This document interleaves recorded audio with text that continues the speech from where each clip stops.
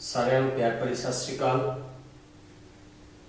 मैं विजय देवगन बतौर science master सरकारी सीनियर सैकेंडरी स्कूल वांदरसटाना जिला फरीदकोट तो 8वीं क्लास के विद्यार्थियों नाल अज मैं जिहड़ा अपना साइंस का चौथा पाठ है वस्तुआं तातां अते अतातां उहदे संबंध विच तुहाडे नाल जानकारी साझी करूँगा। तो विद्यार्थियों,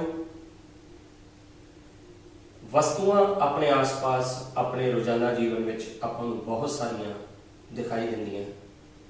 जे आपां कमरे दे विच बैठे होइए तो बहुत सारिया वस्तुआं जिहदे विच लोहा, लक्कड़, एल्यूमीनियम, चाक, जे आपां क्लासरूम दे विच है तो अपन कुछ इस तरह के समान दिखाई देंगे। जे आप अपने घर के कमरे च हैं तो अपन उत्थे कुर्सियां, मेज, कंधा, पखे होर बहुत सारा समान दिखाई देगा। पर आप इन्हां सारिया वस्तुओं के विचों पछाण करनी है भी ये चों किहड़ी वस्तु धात है, किहड़ी अधात है। तो रोजाना जीवन दे विच अपने धातां ते अधातां दा बहुत महत्व है। तो आप इस पाठ दे विच धातां ते अधातां दे भौतिक गुणां बारे गल करांगे, उन्हां दे रसायनिक गुणां बारे गल करांगे, धातां अधातां दी वख-वख पदार्थां नाल जिहड़ी रसायनिक क्रिया हुंदी है जिवें ऑक्सीजन, पानी, तेजाब या खार उहदे बारे भी पढ़ांगे। कुछ आप विस्थापन क्रिया बारे पढ़ांगे तो एक आप धातां ते अधातां दा की उपयोग है उहदे बारे जिहड़ी जानकारी है वो साझी करांगे। तो सब तो पहला एक मैं इत्थे टेबल बनाया हुआ है जिहदे विच आपां कुछ पदार्थ जिहड़े है वो लिखे है। उन्हां पदार्थां दे आपां गुणां दा अध्ययन करना है तो उस अध्ययन को आपां पहचान करनी है कि यह पदार्थ धात हो सकता है या अधात। जिवें सब तो पहले नंबर पर लिखा है लोहा, कोला, फिर सल्फर, फिर एल्यूमीनियम, फिर कॉपर। जिहड़े मुख्य दो गुण है जिन्हां नाल आपां इहदी पहचान कर सकते हैं, एक तो देख उन्हां दी किहो जी है, एक उन्हां दी मजबूती कितनी है। इन्हां पदार्थां चों जिहड़े आपां नूं लगभग ज्यादा चमकदार दिखाई देंगे तो उहदे तो एक गुण बनता है कि धातां दी चमक हुंदी है।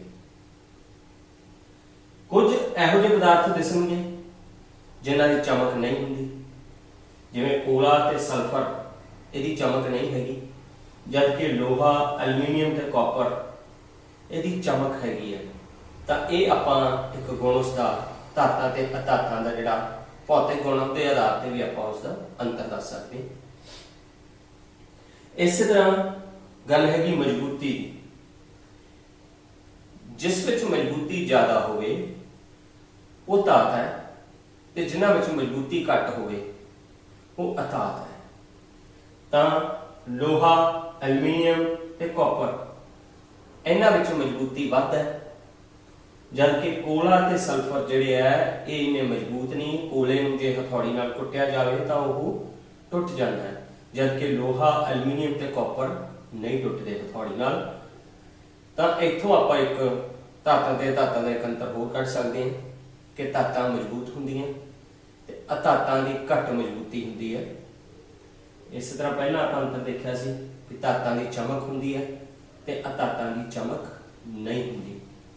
Means metals have luster and non-metals are dull.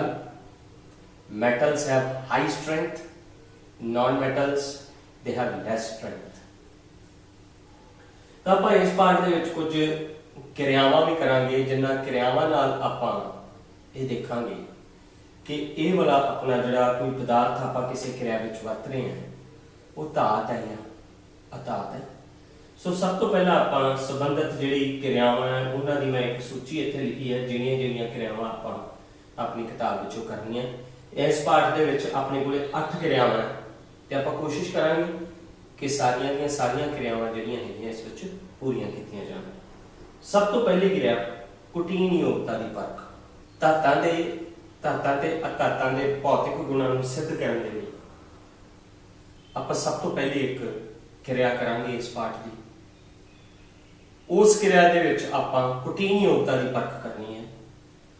ਤਾਂ ਉਸ ਨੂੰ ਪਰਖ ਕਰਨ ਦੇ ਲਈ ਸਭ ਤੋਂ ਪਹਿਲਾਂ ਆਪਾਂ 4 ਪਦਾਰਥ ਜਿਹੜੇ ਹੈਗੇ ਉਹਨਾਂ ਦੀ ਵਰਤੋਂ ਕਰਾਂਗੇ। ਲੋਹੇ ਦੀ ਮੇਖ, ਕੋਲੇ ਦਾ ਟੁਕੜਾ, ਐਲੂਮੀਨੀਅਮ ਦੀ ਤਾਰ ਤੇ ਪੈਨਸਲ ਲੈਡ। ਪੈਨਸਲ ਲੈਡ ਭਾਵ ਜਿਹੜਾ ਪੈਨਸਲ ਦੇ ਵਿੱਚ ਸਿੱਕਾ ਹੁੰਦਾ ਹੈ ਉਹਨੂੰ ਪੈਨਸਲ ਲੈਡ ਕਹਿੰਦੇ ਆ। ਆਪਾਂ ਇਹਨਾਂ ਚਾਰਾਂ ਪਦਾਰਥਾਂ ਨੂੰ ਤਰਤੀਬਵਾਰ ਇੱਕ ਇੱਕ ਕਰਕੇ ਹਥੌੜੀ ਨਾਲ ਕੁੱਟਾਂਗੇ। ਹਥੌੜੀ ਨਾਲ ਕੁੱਟਣ ਤੇ ਆਪਣੇ ਕੋਲ ਕੀ ਨਤੀਜੇ ਨਿਕਲਦੇ ਆ? ਜਦੋਂ ਲੋਹੇ ਦੀ ਮੇਖ ਨੂੰ ਹਥੌੜੀ ਨਾਲ ਕੁੱਟਿਆ ਜਾਂਦਾ ਹੈ ਤਾਂ ਉਹ ਟੁੱਟਦੀ ਨਹੀਂ, ਸਗੋਂ ਉਸ ਮੇਖ ਦੇ ਵਿੱਚ ਚਪਟਾਪਨ ਆ ਜਾਂਦਾ ਹੈ। ਇਸੇ ਤਰ੍ਹਾਂ ਕੋਲੇ ਦੇ ਟੁਕੜੇ ਨੂੰ ਜਦੋਂ ਕੁੱਟਿਆ ਗਿਆ ਤਾਂ ਉਹ ਪਾਊਡਰ ਬਣ ਜਾਂਦਾ ਹੈ। ਐਲੂਮੀਨੀਅਮ ਦੀ ਤਾਰ ਨੂੰ ਜਦੋਂ ਕੁੱਟਿਆ ਜਾਂਦਾ ਹੈ ਚਪਟਾਪਨ ਆ ਜਾਂਦਾ ਉਸ ਤਾਰ ਦੇ ਵਿੱਚ। ਤੇ ਪੈਨਸਲ ਦਾ ਜਿਹੜਾ ਸਿੱਕਾ ਹੈਗਾ ਉਸ ਨੂੰ ਜਦੋਂ ਕੁੱਟਿਆ ਜਾਂਦਾ ਹੈ ਤਾਂ ਉਹ ਪਾਊਡਰ ਵਿੱਚ ਤਬਦੀਲ ਹੋ ਜਾਂਦਾ ਹੈ। ਇਸ ਤੋਂ ਆਪਣੇ ਕੋਲ ਇੱਕ ਚੀਜ਼ ਸਾਹਮਣੇ ਆਈ ਕਿ ਕੋਲੇ ਦਾ ਟੁਕੜਾ ਅਤੇ ਪੈਨਸਲ ਲੈਡ ਇਹਨਾਂ 'ਚ ਘੱਟ ਮਜ਼ਬੂਤੀ ਸੀ, ਜਿਸ ਕਰਕੇ ਇਹ ਪਾਊਡਰ ਵਿੱਚ ਤਬਦੀਲ ਹੋ ਕੇ ਟੁੱਟ ਗਏ। ਪਰ ਲੋਹੇ ਦੀ ਮੇਖ ਅਤੇ ਐਲੂਮੀਨੀਅਮ ਦੀ ਤਾਰ ਇਹਨਾਂ 'ਚ ਮਜ਼ਬੂਤੀ ਸੀ, ਜਿਨ੍ਹਾਂ ਨੂੰ ਜਿਵੇਂ ਮੇਖ ਨਾਲ ਕੁੱਟਿਆ ਗਿਆ, ਜਿਵੇਂ ਹਥੌੜੀ ਨਾਲ ਕੁੱਟਿਆ ਗਿਆ ਤਾਂ ਉਹ ਚਪਟੇ ਹੁੰਦੇ ਗਏ ਤੇ ਇੱਕ ਅਵਸਥਾ ਇਹੋ ਜਿਹੀ ਆਈ ਵੀ ਇੰਨੇ ਜ਼ਿਆਦਾ ਚਪਟੇ ਹੋ ਗਏ ਕਿ ਉਹਨਾਂ ਦੀ ਇੱਕ ਚਾਦਰ ਬਣ ਜਾਂਦੀ ਹੈ। ਤਾਂ ਇਹ ਗੁਣ ਕਿਹਨਾਂ ਵਿੱਚ ਹੈ? ਧਾਤਾਂ ਵਿੱਚ। ਧਾਤਾਂ ਵਿੱਚ ਇਸ ਤਰ੍ਹਾਂ ਦਾ ਕੋਈ ਗੁਣ ਨਹੀਂ ਹੈਗਾ ਕੁਟੀਨ ਯੋਗਤਾ ਦਾ, ਉਹ ਚਾਦਰਾਂ ਵਿੱਚ ਤਬਦੀਲ ਨਹੀਂ ਹੁੰਦੀਆਂ। ਤਾਂ ਆਪਾਂ ਧਾਤਾਂ ਤੇ ਅਧਾਤਾਂ ਦਾ ਜਿਹੜਾ ਭੌਤਿਕ ਗੁਣ ਇਹ ਦੱਸ ਸਕਦੇ ਹਾਂ ਕਿ ਧਾਤਾਂ ਨੂੰ ਕੁੱਟ ਕੇ ਉਹਨਾਂ ਤੋਂ ਚਾਦਰਾਂ ਬਣਾਈਆਂ ਜਾ ਸਕਦੀਆਂ, ਜਦ ਕਿ ਅਧਾਤਾਂ ਵਿੱਚ ਕੁਟੀਨ ਯੋਗਤਾ ਨਾਲ ਉਹਨਾਂ ਦੀਆਂ ਚਾਦਰਾਂ ਨਹੀਂ ਬਣਾਈਆਂ ਜਾ ਸਕਦੀਆਂ। ਅਧਾਤਾਂ ਕੁੱਟਣ ਤੋਂ ਬਾਅਦ ਪਾਊਡਰ ਵਿੱਚ ਤਬਦੀਲ ਹੋ ਜਾਂਦੀਆਂ ਹਨ, ਜਿਸ ਤੋਂ ਇਹ ਗੱਲ ਵੀ ਸਾਹਮਣੇ ਆਉਂਦੀ ਹੈ ਆਪਣੇ ਕੋਲ ਇੱਕ ਹੋਰ ਕਿ ਧਾਤਾਂ ਮਜ਼ਬੂਤ ਹੁੰਦੀਆਂ ਹਨ ਅਤੇ ਅਧਾਤਾਂ ਜਿਹੜੀਆਂ ਹੈਗੀਆਂ ਉਹ ਨਰਮ ਹੁੰਦੀਆਂ ਹਨ। ਧਾਤਾਂ ਸਖਤ ਤੇ ਅਧਾਤਾਂ ਨਰਮ ਹੁੰਦੀਆਂ ਹਨ। ਤਾਂ ਇਹ ਆਪਣੀ ਜਿਹੜੀ ਹੈ ਪਹਿਲੀ ਐਕਟੀਵਿਟੀ ਹੈ, ਜਿਸ ਦੇ ਵਿੱਚ ਆਪਾਂ ਕੁਝ ਵਸਤੂਆਂ ਜਿਹੜੀਆਂ ਧਾਤਾਂ ਜਾਂ ਅਧਾਤਾਂ ਸੀ ਉਹਨਾਂ ਦੇ ਵਿੱਚ ਆਪਾਂ ਕੁਟੀਨ ਯੋਗਤਾ ਦੀ ਪਰਖ ਕੀਤੀ। ਇਸ ਤੋਂ ਇਲਾਵਾ ਇੱਕ ਹੋਰ ਤੁਹਾਨੂੰ ਦੱਸਣੀ ਚਾਹਾਂਗਾ ਕਿ ਆਪਾਂ ਬਾਜ਼ਾਰੋਂ ਮਿਠਾਈਆਂ ਲੈਣ ਜਾਂਦੇ ਆ ਤਾਂ ਬਰਫੀ ਦੇ ਉੱਤੇ ਇੱਕ ਚਮਕੀਲਾ ਜਿਹਾ ਬਰੀਕ ਕਾਗਜ਼ ਜਿਹਾ ਲੱਗਿਆ ਹੁੰਦਾ ਹੈ। ਤੁਸੀਂ ਦੇਖੋ ਉਹ ਐਲੂਮੀਨੀਅਮ ਦਾ ਵਰਕ ਹੁੰਦਾ ਹੈ। ਦੇਖੋ ਐਲੂਮੀਨੀਅਮ ਧਾਤ ਨੂੰ ਕਿੰਨੀ ਬਰੀਕ ਅਵਸਥਾ ਵਿੱਚ ਤਬਦੀਲ ਕਰ ਲਿਆ ਤੇ ਉਹ ਏਡੀ ਬਰੀਕ ਅਵਸਥਾ ਵਿੱਚ ਤਬਦੀਲ ਕਰ ਲੈਂਦੇ ਆ ਕਿ ਜੇ ਉਹਨੂੰ ਮਠਿਆਈ ਤੇ ਪਾ ਕੇ ਤੇ ਉਸ ਨੂੰ ਆਪਾਂ ਖਾਣ ਲਈ ਵੀ ਵਰਤਦੇ ਆ। ਖਾਣੇ ਦਾ ਬਰਫੀ ਹੈ ਪਰ ਉਹਦੇ ਉੱਤੇ ਵਰਕ ਲੱਗਿਆ ਹੁੰਦਾ ਬਰੀਕ, ਬਿਲਕੁਲ, ਜਿਹੜਾ ਕਿ ਇੰਨਾ ਬਰੀਕ ਹੁੰਦਾ ਕਿ ਉਹ ਆਪਣੇ ਲਈ ਕੋਈ ਜ਼ਿਆਦਾ ਨੁਕਸਾਨ ਨਹੀਂ ਕਰਦਾ। ਤੋਂ ਇਹ ਆਪਣਾ ਜਿਹੜਾ ਹੈਗਾ ਧਾਤਾਂ ਦੇ ਤੇ ਅਧਾਤਾਂ ਦੇ ਕੁਟੀਨ ਯੋਗਤਾ ਦੇ ਗੁਣ ਬਾਰੇ ਸੀ। ਹੁਣ ਆਪਾਂ ਇੱਕ ਹੋਰ ਕਿਰਿਆ ਕਰਾਂਗੇ, ਧਿਆਨ ਦਿਓ। ਹੁਣ ਆਪਾਂ ਅਗਲੀ ਐਕਟੀਵਿਟੀ ਕਰਾਂਗੇ, ਪਰ ਉਸ ਐਕਟੀਵਿਟੀ ਨੂੰ ਕਰਨ ਤੋਂ ਪਹਿਲਾਂ ਕੁਝ ਉਦਾਹਰਨਾਂ ਤੁਹਾਡੇ ਨਾਲ ਸਪਸ਼ਟ ਕਰਨੀਆਂ ਜ਼ਰੂਰੀ ਹਨ। ਤੁਸੀਂ ਦੇਖਿਆ ਹੋਣਾ ਹੈ ਕਿ ਬਿਜਲੀ ਦੀਆਂ ਜਿਹੜੀਆਂ ਤਾਰਾਂ ਵਰਤੋਂ ਵਿੱਚ ਲੈਣੀਆਂ ਜਾਂਦੀਆਂ ਉਹਨਾਂ ਦੇ ਅੰਦਰਲੇ ਪਾਸੇ ਕੁਝ ਹੋਰ ਹੁੰਦਾ ਹੈ ਤੇ ਬਾਹਰ ਉਹਨਾਂ ਦੇ ਪਲਾਸਟਿਕ ਹੁੰਦਾ ਹੈ। ਇਸੇ ਤਰ੍ਹਾਂ ਜਿਹੜਾ ਪੇਚਕਸ ਆਪਾਂ ਵਰਤਦੇ ਹਾਂ, ਪੇਚਕਸ ਦਾ ਜਿਹੜਾ ਮੁੱਠਾ ਹੁੰਦਾ ਜਿਹਦੇ ਤੋਂ ਆਪਾਂ ਉਹਨੂੰ ਫੜਦੇ ਹਾਂ ਉਹ ਪਲਾਸਟਿਕ ਦਾ ਹੁੰਦਾ ਹੈ, ਜਦ ਕਿ ਮੂਹਰੇ ਜਿਹੜਾ ਹਿੱਸਾ ਹੁੰਦਾ ਵਿਚਾਲੇ ਹੁੰਦਾ ਜਿਹੜਾ ਐਕਸਲ ਤੇ ਉਹਦੇ ਜੁੜਿਆ ਹੁੰਦਾ ਹੈ वो लोहे का हिस्सा होंदा है। इस तरह टेस्ट पेन विच होंदा है। तो इन्हां दे विच तुसीं देखिया भी क्यों इस तरह दी बनतरां बनाईयां गईयां, तां उत्थे गल आ जांदी है अपनी बिजलई चालकता की। क्यों जे तारां दे बाहर प्लास्टिक चढ़िया होया है, उसदा कारण है जदों तारां विच दी करंट लंघदा है तां ओह बाहरलियां जिहड़ियां प्लास्टिक दा जिहड़ी उहदे उत्ते कोट चढ़ाई हुंदी है वो अंदरले करंट तो सानूं बचाउंदी है।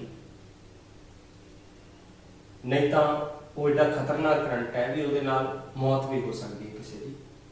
तो उतों चालकता की आपां नूं एक सिंपल जी उदाहरण पता लगती है, चाहे वह पेचकस का मुठा होवे, चाहे वह तार होवे बिजली की, चाहे वह टेस्ट पेन होवे, उन्हां सारियां विच किते ना किते कोई इहो जिहा पदार्थ वरतिया होया जिहड़ा बिजली का सुचालक है ते एक बिजली का कुचालक है।